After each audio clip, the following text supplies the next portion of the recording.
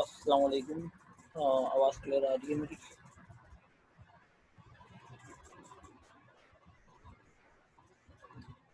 Hello, आवाज़ आ रही है? ठीक है। अच्छा, ये एक लास्ट टॉपिक था जो किसी वजह से बस आज मैं करवा रहा हूँ, वरना ये पहले हो जाना चाहिए था।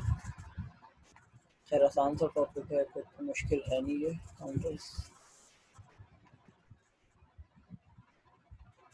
वरना बाकी सेक्शंस का जो इस वीक था वो कंप्लीट रिवीजन था।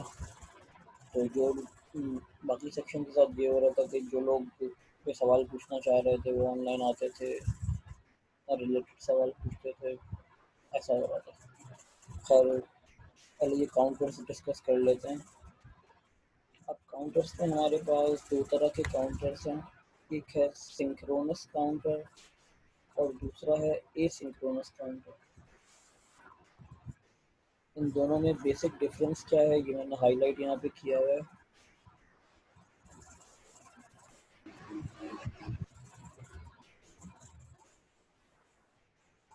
एक हमारे पास जो एसिंक्रोनस काउंटर है उसको रिपल काउंटर भी कहते हैं। ये काउंटर कैसे डिफरेंट है सिंक्रोनस काउंटर से, इसको एक दफ़ा पढ़ते हैं। ग्रीन वाला जो हाईलाइट हुआ है, in a ripple counter, flip-flop output transition serve as a source for trigger other flip-flop. In other words, the clock of some or all flip-flops are triggered by not a common clock. इसके अंदर clock जो है आपके पास वो common नहीं होती। इस बात को इस तरह समझ लें।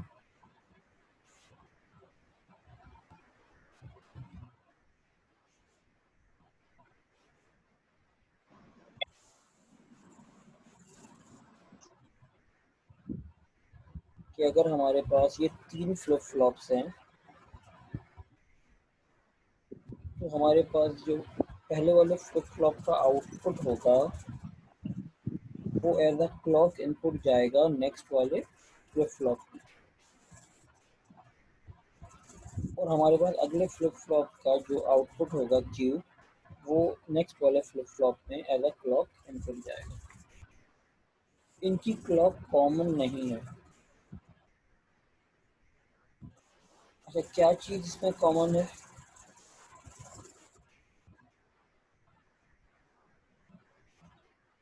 जो हम वीसीसी दे रहे हैं, जो हम इनपुट दे रहे हैं जे और के को, वो इन सब में कॉमन इस तरह है कि वो हाई है।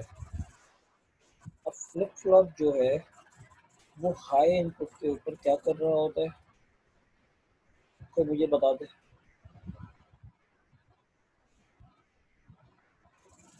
वो लिख के बता दे यहाँ पे। फ्लिप फ्लॉप जब उस पे हाई, दोनों पे हाई इनपुट देते हैं, जे पे और के दोनों पे वन इनपुट अगर देते हैं तो वो क्या करता है, टॉगल करता है। तो वो हर एक क्लॉक के ऊपर अगर पहला इनपुट जीरो, आउटपुट जीरो दे रहा है तो अगला आउटपुट वन देगा, फिर आउटपुट जीरो देगा, फिर आउटपुट वन देगा। बिल्कुल सही बताया, टॉगल करता है। इसी तरह मैंने फिर आगे बताया हुआ है कि चलो थोड़ी बात देर बाद में पढ़ेंगे, लेकिन एक दफ़ा पढ़ लेते हैं कि जो सिंक्रोनस काउंटर है उसमें क्लॉक इनपुट सारे फ्लिप फ्लॉप के लिए कॉमन होगा। लेकिन अभी हम ए सिंक्रोनस की बात कर रहे हैं तो पहले ए सिंक्रोनस की डायग्राम देख लेते हैं।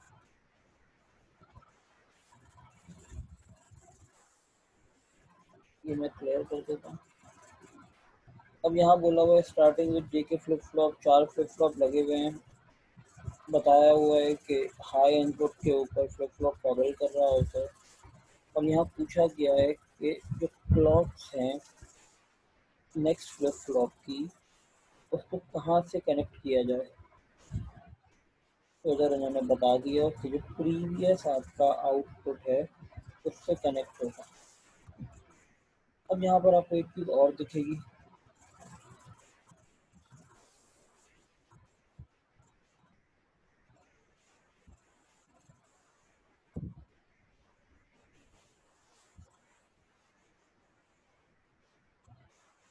क्लॉक के साथ एक बबल भी लगा हुआ है, सही बात है।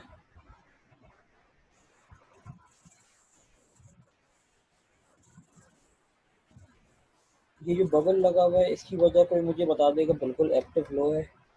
ये लगाने की वजह क्या है, ये भी देख लेते हैं। फॉर सपोज मैंने पहली बारी में सारे जे के फ्लिप फ्लॉप पे हाई इनपुट भेजा,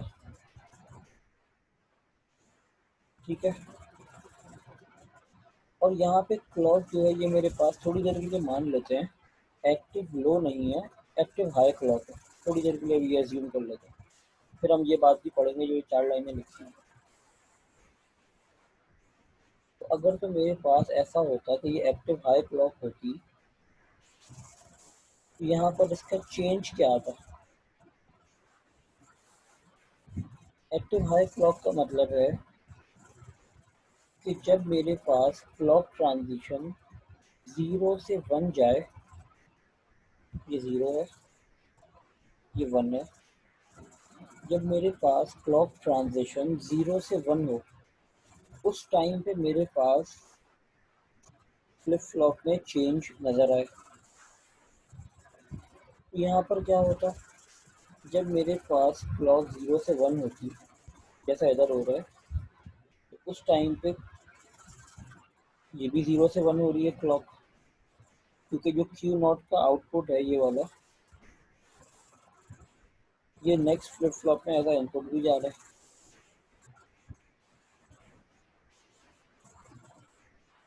तो इस टाइम पे क्या होता, जब मेरे पास ये हाई होता, इस टाइम पे ये आउटपुट भेजता नीचे, इधर क्लॉक आती। तो इधर क्लॉक आने का मतलब है कि ये 0 के बाद यहाँ पे वन आ जाता है। इट मीन्स दैट ये जो चेंज होता है ये 0 के बाद यहीं पे 1 हो जाता है। ये बात समझ में आ रही है? तो यहाँ तक मुझे बता दें कि ये बात समझ में आई, नहीं तो इसको रिपीट कर दूंगा दोबारा।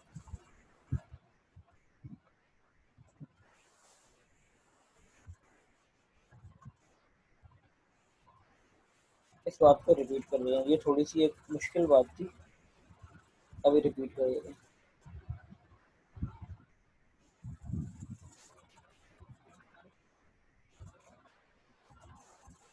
अभी यहाँ पर जो क्लॉक सेकंड वाला फ्लिप फ्लॉप 2 लिख देता हूँ, उस पर 2, 3 और 4। इन फ्लिप फ्लॉप से जो हमारे पास इनपुट जा रहा है वो क्लॉक एक्टिव लो है। इट मीन्स दैट जब हमारे पास ये डाउन आएगा 1 से 0 क्लॉक का, उस टाइम पे चेंज आएगा। लेकिन अगर मैं बोल देता हूँ ये जो बबल लगा हुआ है ये नहीं होता, इस बबल की जगह पे ये डायरेक्ट लगा होता है, नॉन बबल होता है, मतलब एक्टिव हाई होता है। तो होता क्या, जब ये ट्रांजिशन 0 से 1 होती, 0 से 1 होती मतलब ये पॉइंट, इस ट्रांजिशन पर आपके पास चेंज आता है।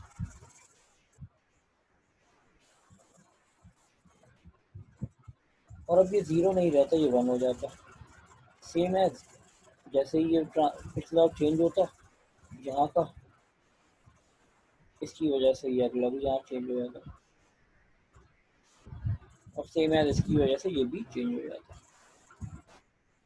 तो हमारे पास पहला इनपुट क्या आता, 4 दफ़ा 0, इट्स फाइन, 4 दफ़ा 0 का मतलब 0 होता है। तो नेक्स्ट आपके पास आउटपुट क्या आता है, 4 दफ़ा 1, 4 दफ़ा 1 का मतलब क्या होता है, 15। तो ये एज अ काउंटर तो वर्क कर ही नहीं रहा, तो इसको एज अ काउंटर वर्क करवाने के लिए यहाँ पर negative edge triggered flip flop use किया गया है। अब इस बात को ऊपर पढ़ भी लेते हैं जो यहाँ लिखी है।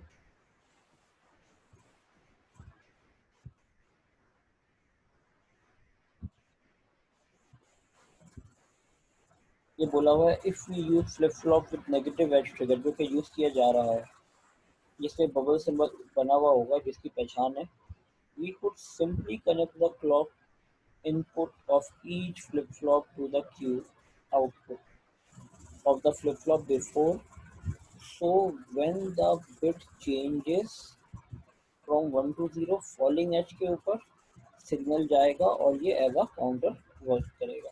अब इसको वर्क करवा के देख भी लेते हैं।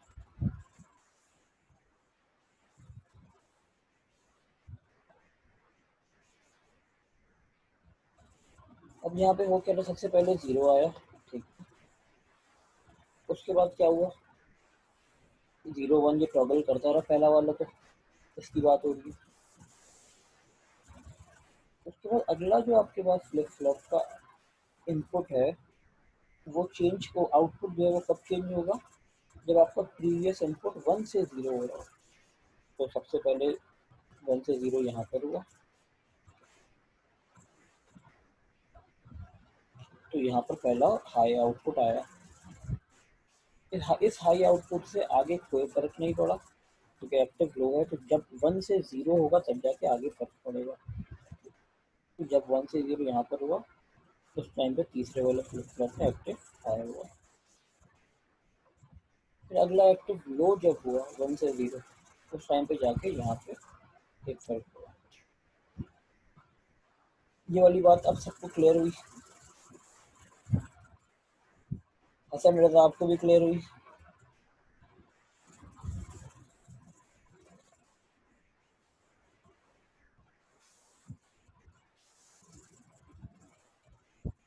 ठीक है, ठीक है।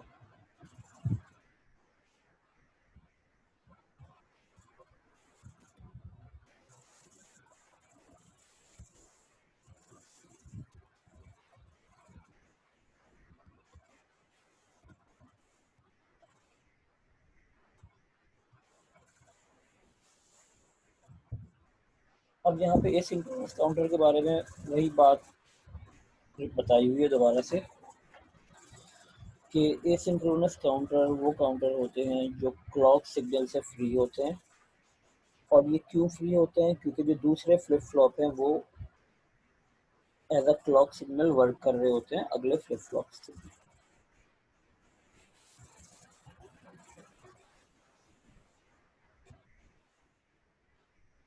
अब यहाँ पर एक काउंटर है एसिंक्रोनस डेकेड काउंटर। डेकेड का मतलब क्या होता है?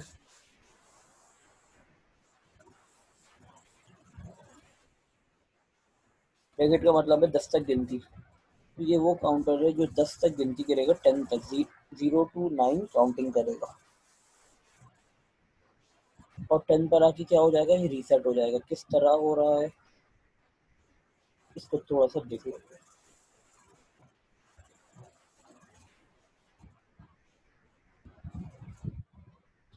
पहले यहाँ पे इन्होंने बताया हुआ कि is a type of asynchronous counter upwards on each trailing edge. The input signal start from 0 0 until it reaches 9। 0 से 9 तक 10 होते हैं। Both Q and Q D R now logical one and the application. Q A और Q D क्या है? जो first और last आपका आउटपुट है। 9 के लिए क्या होता है? 1 0 0 1। जब पहला और आखिरी वाला आपके पास 1 आएगा उस टाइम पे ये कुछ चेंज करेगा। तो इसकी डिज़ाइन कुछ इस तरह किया गया। इसका डिज़ाइन थोड़ा समझ भी लें। ये सिंपल, जैसे भी हमने पिछला काउंटर देखा एसिंक्रोनस वैसा ही है। बस इसके अंदर एक चीज़ क्या है, ये क्लियर की जो पिन है इसमें भी इनपुट कनेक्ट हुआ है। और ये इनपुट कब जाएगा? ये गेट जो लगा हुआ है ये कौन सा गेट है? कोई मुझे बता दे।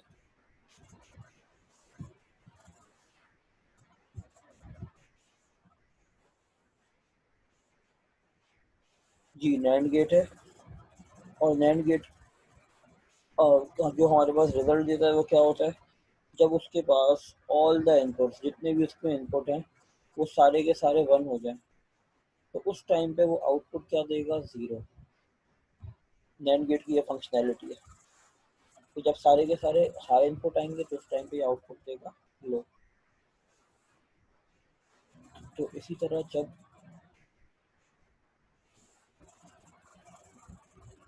ये काउंटर 0 से लेके आगे बढ़ता गया 1 2 3 4 अप टिल 9 पहुंचा, तो 9 को जिस तरह लिखेंगे,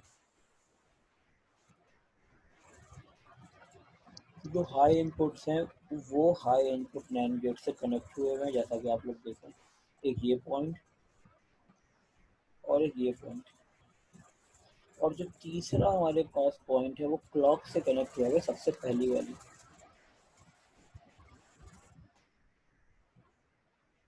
तो इसमें हो क्या रहा है? जब ये तीनों बिट हमारे पास हाई होंगे, क्लॉक तो हर एक दफ़ा ये हाई लो होती रहेगी। और असल ये डिपेंड हो रहा है इसके ऊपर और इसके ऊपर। जब हमारे पास ये तीनों बिट हाई होंगे तो उस टाइम पे क्या होगा? ये एक सिग्नल जनरेट करेगा लो आउटपुट का। ये लो आउटपुट का सिग्नल आपके पास कनेक्ट किससे? क्लियर पिन से। इट मीन्स दैट जब इस क्लियर को एक्टिव लो, मतलब क्लियर को जब 0 मिलेगा तो उस टाइम पे जितने भी फ्लिप फ्लॉप्स लगे हुए हैं उन सबको दोबारा से रीसेट या क्लियर 0 0 वाली स्टेज पे ले आएगा, दोबारा से इस स्टेज पे ले आएगा।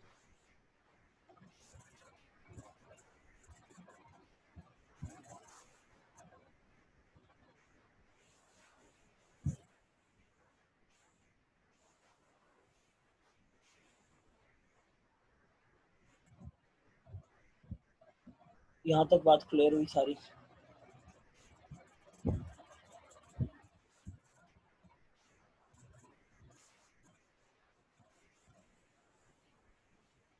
अभी यहाँ तक जो बताया वो क्लियर हो गया? कोई लिख के बता दें मुझे अगर कमेंट्स में।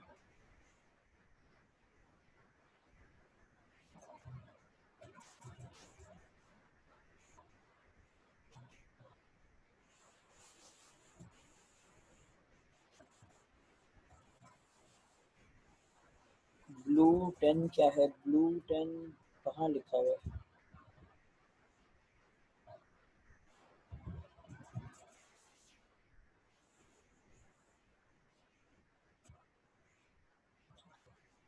आपका सवाल समझ में नहीं आया, थोड़ा सा और क्लियर पूछो।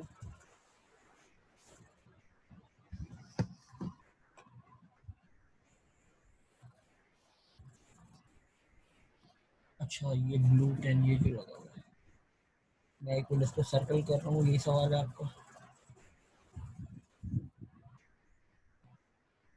ठीक है, यही सवाल है आपका। ये जो है ये एक नैंड गेट लगा हुआ है। ये नैंड गेट लगाया क्यों, पहले तो ये समझ लें आप। नैंड गेट इसलिए लगाया है क्योंकि नैंड गेट जो है वो ऑल हाई इनपुट पे, सारे इनपुट नैंड गेट को हाई मिलेंगे, तो उस टाइम पे नैंड गेट आउटपुट देगा ज़ीरो। और हमारा क्लियर जो है, यहाँ पे क्लियर है, हमारा क्लियर जो है वो एक्टिव कब होगा, एक्टिव लो पे।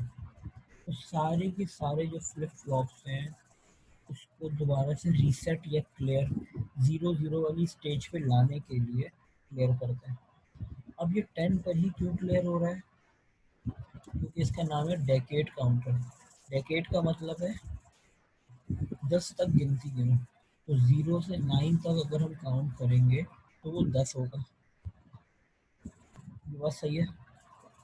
तो जैसे ही 0 से लेके 9 तक आएगा और 9 का रिजल्ट आने के बाद उस टाइम 10 पे जाने से पहले ये उसको क्लियर कर देगा।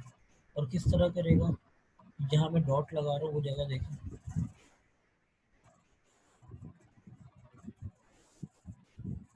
ये दो जगह मैंने डॉट लगाई है, ये दो पिंस कनेक्ट हुए हुए हैं इस नैंड गेट से, ऐसा ही है।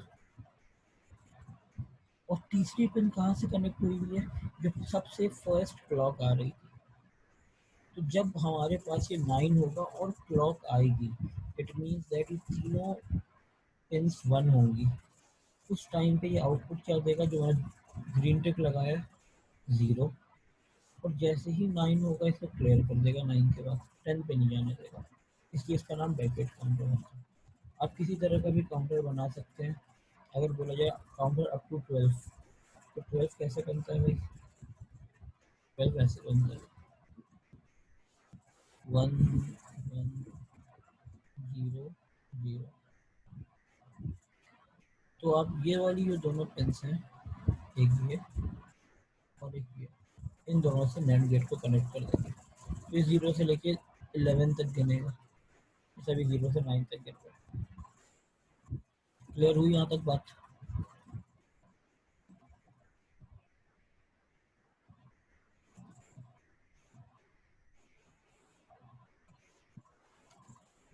हाँ, क्लियर हुई, लिख के बता दें आप।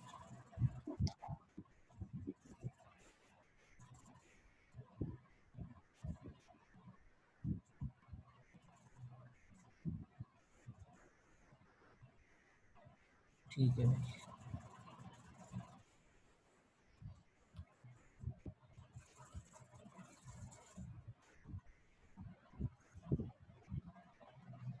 अब ये डेकेड काउंटर की टाइमिंग डायग्राम दिखाई हुई है और बताया हुआ है कि 9 तक ये चलने के बाद रीसेट हो जाएगा। जैसे ही 9 पूरा रिजल्ट आएगा 9 का, ये रीसेट या क्लियर हो जाएगा, दोबारा से 0 पे आ जाएगा।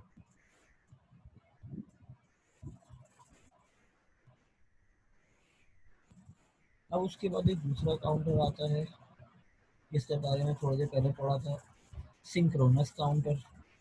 इस ये सिंक्रोनस काउंटर होता क्या है, सिर्फ और सिर्फ इसके अंदर एक चेंज है जो कि इसको अलग करता है सिंक्रोनस काउंटर से, वो है same clock for all flip flop. जो क्लॉक है,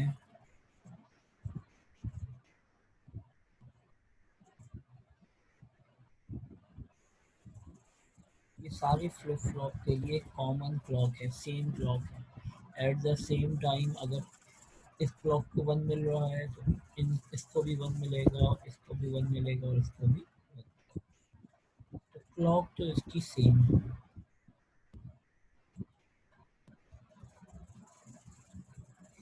फिर अब दूसरी बात आती है, यहाँ पे जो मैं टिक लगा रहा हूँ, कि भाई जे और के के अंदर इनपुट्स क्या दिया जाएगा। Now the question is, what do we do with JK? We know that they still maintain and divide the same frequency. तो अगर हम J और K के अंदर हाई, बस इसको क्लियर कर, अगर हम जैसे पहले दिया हुआ था J और K के अंदर हाई इनपुट दे,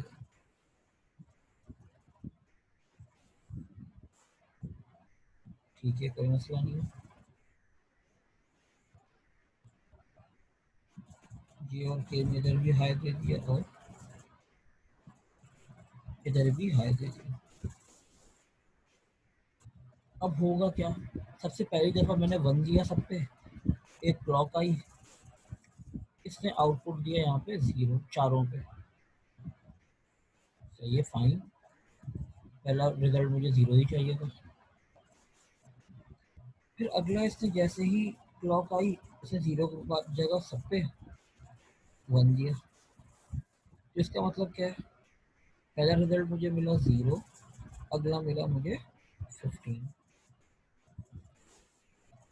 फिर अगला क्या होगा, फिर अगला मिलेगा 0, फिर अगला मिलेगा 15, क्योंकि तो 1 0 भी टॉगल करता रहेगा।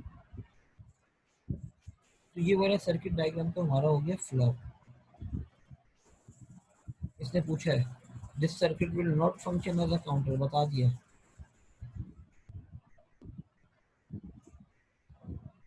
तो फिर अब क्या कर किया जाए,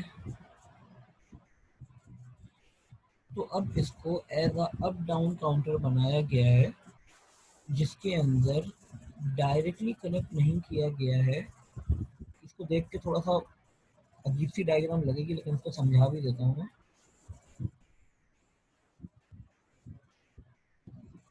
एक अप डाउन की पिन रखी है और हाई इनपुट जो है वो सबसे पहले वाले में दिया है, और बाकी जितने भी आपके पास फ्लिप फ्लॉप्स लगे हुए हैं आगे, वो डायरेक्टली नहीं कनेक्ट, बल्कि क्यू, क्यू नॉट और इन दोनों के आउटपुट से और अप डाउन पिन के आउटपुट से मिल के, इनपुट सॉरी आउटपुट से मिल के कनेक्ट हुए हैं। देखें,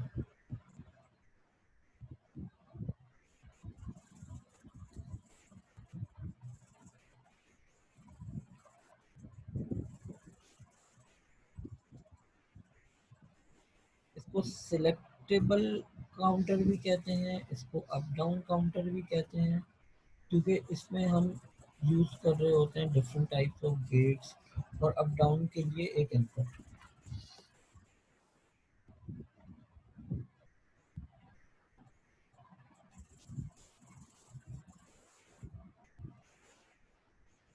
ठीक है भाई, यहाँ तक किसी को कोई कंफ्यूजन?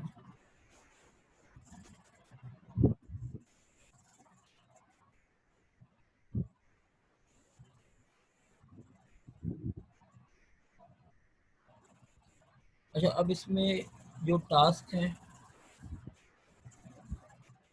ये बहुत बेसिक से टास्क हैं, अभी आप लोग करने बैठेंगे आधे घंटे के अंदर अंदर आराम से हो जाएंगे।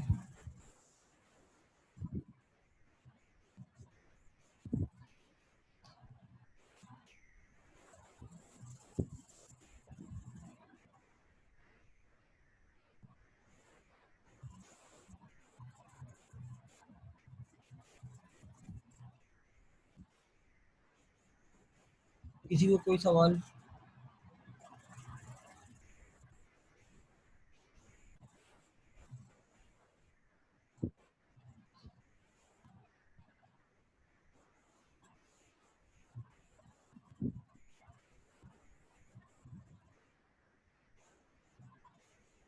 जो आपके पास फ्लैप टास्क 1 है, इसमें आपको अप डाउन काउंटर मतलब सिंक्रोनस काउंटर की इम्प्लीमेंटेशन करनी है,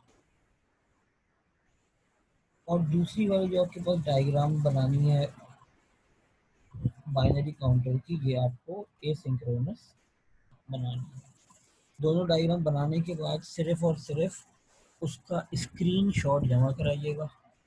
तो जो लोग ऑनलाइन हैं उनको तो ये बात बिल्कुल पता होगी। और जो लोग क्लास में नहीं हैं, अब वो पता नहीं क्या जमा कराएंगे, क्योंकि मैं हर दफ़ा बोलता था स्क्रीनशॉट जमा कराएं। मेरे पास अजीब अजीब सी सबमिशन आती थी, कोई रार फाइल भेज देता था, कोई किसी और के रोल नंबर की रार फाइल भेज देता था। ये भी हुआ है। टास्क आप बेहतर है अभी 11 बजे, जो 2 घंटे हैं आपके पास, 9 से 11, इसी दौरान करके जमा करा दें, या आपको ज़्यादा टाइम चाहिए?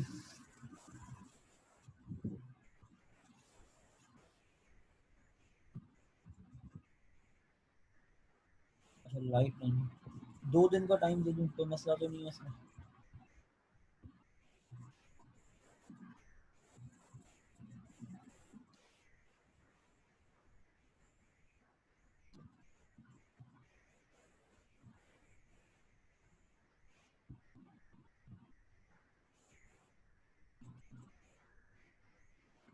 ठीक है भाई। अच्छा, टास्क की तो पहले ही से मैंने कोई डेडलाइन खोली हुई थी पढ़ाने से पहले ही, तो ज़रा उसको मैं थोड़ा सा चेंज कर दूँ।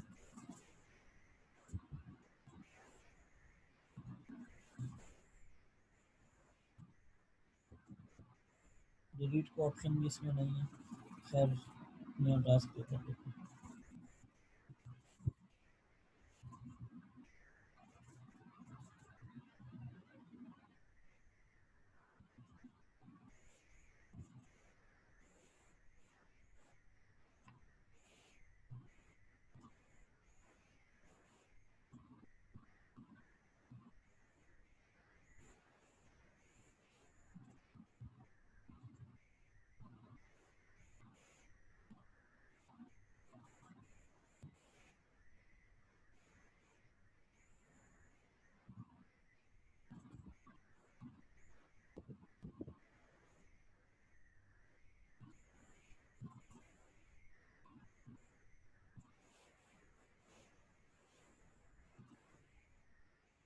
ठीक है, ये भी अपलोड कर देते हैं।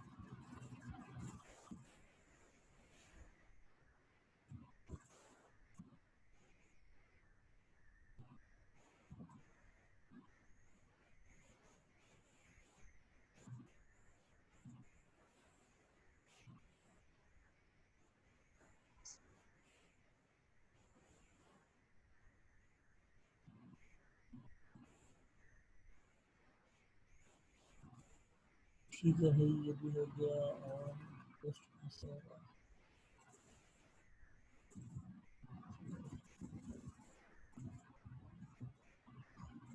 अच्छा, फ्लैक्स, उम्मीद है चल रहा होगा। डीएलडी लैब का पेपर कैसे होगा, एक सवाल आया। तो अभी तक जो मेरे पास रिपोर्ट है वो ये है कि फाइनल्स आप दे देंगे 10 जुलाई तक थ्योरी के, उसके बाद लैब का कुछ होगा। शायद बाकी सब्जेक्ट्स में भी ऐसा ही हो रहा होगा।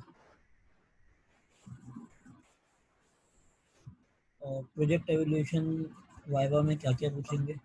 प्रोजेक्ट से रिलेटेड पूछेंगे, और कुछ जो पढ़ाया है लैब्स का, उससे रिलेटेड भी पूछेंगे। जैसे काउंटर्स के बारे में अगर कुछ पूछ लिया।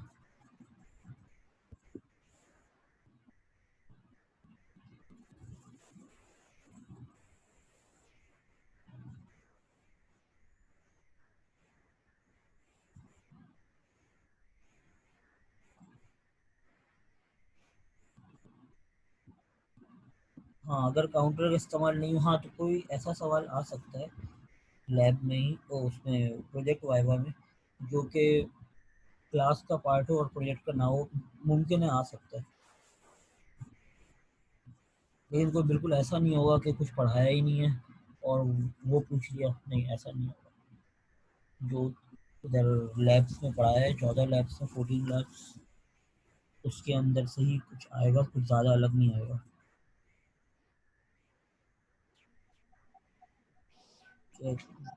डेमोन्स्ट्रेशन दिखानी होगी या जो सिर्फ भेजा है वो काफ़ी होगा। बिल्कुल, आपको जो 8, 9, 10 3 दिन है, आप लोग का जो 10 को आएगा, उस दिन जैसे अभी सवालात हो रहे हैं, वैसे उस दिन मैं सवालात करूँगा, और एक एक ग्रुप को कुछ 5-10 मिनट एक्सप्लेन करना होगा प्रोजेक्ट, फिर जिससे सवाल होगा वो जवाब देगा और फिर नंबर ठीक है। तो अगली लैब में काइंडली सब लोग प्रेजेंट होइएगा।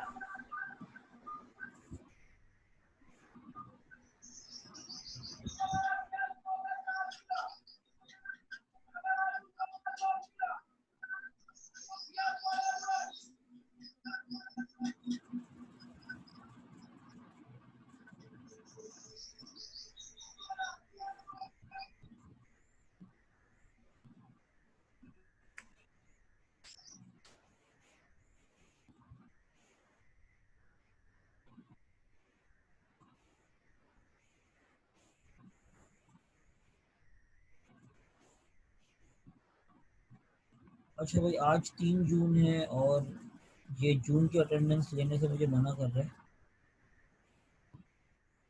खैर, मैं 20 मई की अटेंडेंस में इसको डाल दूंगा।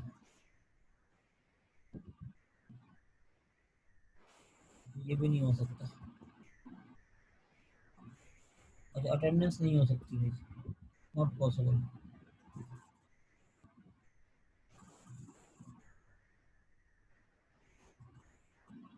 अच्छा, बाकी आप लोगों के मैं एक दफ़ा नंबर दिखा दूँ।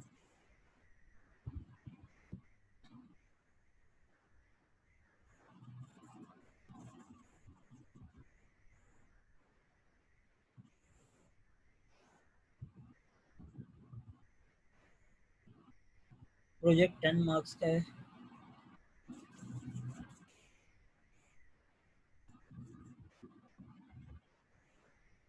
असल मकसद नंबर दिखाना नहीं है, ये दिखाना है कि आप लोगों के जो मार्क्स हैं आज वाली लैब के जो आप जमा कराएंगे, वो खाली वो वाले मार्क्स रहते हैं। बाकी ऑलमोस्ट सारे मार्क्स मैंने डाल दिए हैं इसमें। ठीक है।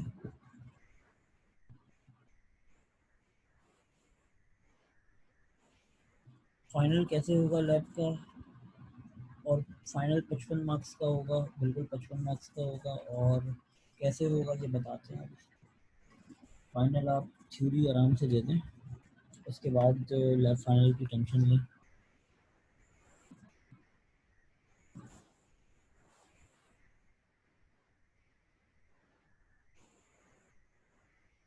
अच्छा, कोई मुझे इधर बताए कि बाकी जो लैब्स के कोर्स आप पढ़ रहे हैं उसका लैब फाइनल कब हो रहा है?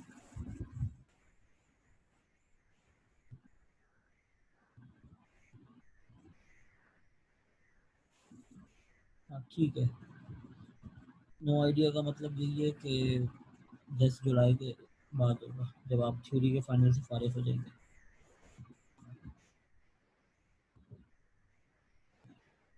ये भी एक सही सुनने में आया है। यूनी ओपन होने के बाद ये भी एक बिल्कुल सही सुनने में आया है। अच्छा, ये मीटिंग 1 मिनट में ख़त्म हो जाएगी, तो उसके बाद दोबारा से इसी लिंक पे आ जाइएगा। जो भी सवाल हो पूछ लीजिएगा। किसी को कोई सवाल ना हो तो कोई मसला नहीं है, क्योंकि जो पढ़ाना था मैंने करा दिया। अब जो सवाल हैं उनके जवाब आ देंगे। जी, 50 वेटेज वाला सेटिस्फैक्ट्री ग्रेड में ही आएगा बिल्कुल। और 80 वेटेज वाला भी सेटिस्फैक्ट्री में आएगा, और 100 वाला भी।